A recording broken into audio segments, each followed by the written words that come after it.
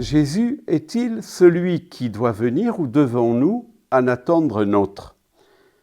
C'est la question que se pose Jean-Baptiste alors qu'il est en prison à Macéronte. C'était une redoutable forteresse qui se trouvait sur les monts de Moab. Aujourd'hui, c'est en Jordanie.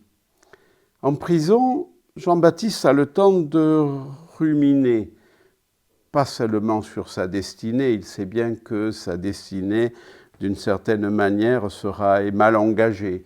Je pense qu'il a aussi le temps de ruminer sur ce qu'on rapporte du comportement de Jésus. Qu'est-ce qu'on lui dit? On lui dit que Jésus mange avec des publicains et des pécheurs, qu'il est accompagné de personnes peu fréquentables, qu'il ne respecte pas toujours la loi de Moïse. Alors Jean-Baptiste s'interroge, car le comportement de Jésus ne correspond pas à la vision qu'il avait du Messie, l'envoyé de Dieu qui devait restaurer son royaume face à l'occupant romain. On pourrait dire que tout se brouille dans la tête de Jean-Baptiste. Et il a du mal à comprendre l'attitude de Jésus. Et sans doute se demande-t-il même si Jésus ne pourrait pas changer de comportement, faire preuve d'une plus grande fermeté, d'une plus grande pugnacité, à faire répondre à ce que l'on attend du Messie. La meilleure façon d'y voir clair, c'est donc d'envoyer ses disciples auprès de Jésus. C'est l'évangile que nous venons d'entendre. Et là, que fait Jésus? Jésus ne répond pas directement à la question « Es-tu le Messie ou devons-nous en attendre un autre ?» Non, Jésus ne répond pas. Il invite les disciples de Jean-Baptiste à constater ce qu'ils voient. Qu'est-ce qu'ils voient? Mais que les aveugles retrouvent la vue, les boiteux marchent, les sourds entendent et les morts ressuscitent. Comme autant de signes, il faut le savoir, qui étaient annoncés par les prophètes pour indiquer la venue du Messie.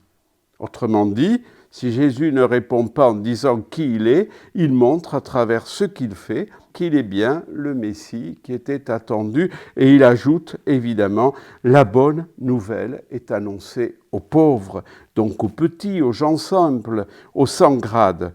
Voilà donc révélé aux disciples de Jean-Baptiste et sans doute à nous aussi aujourd'hui le vrai visage du Messie. C'est un Messie, comme l'écrit, le rappelle le pape Léon XIV dans son exhortation apostolique sur l'amour des pauvres, c'est un Messie qui se fait pauvre pour les pauvres. Dans cette même exhortation, le pape Léon XIV évoque à plusieurs reprises la pauvreté de Jésus, je le cite, qui se présente au monde non seulement comme le Messie pauvre, mais aussi comme le Messie des pauvres et pour les pauvres.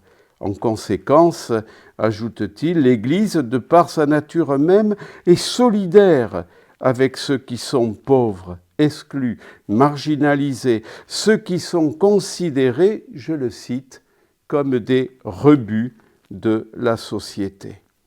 Le tout se termine par une mise en garde assez redoutable, je dois dire, qui pourrait reprendre le langage de Jean-Baptiste, mais voilà ce qu'écrit le Saint-Père.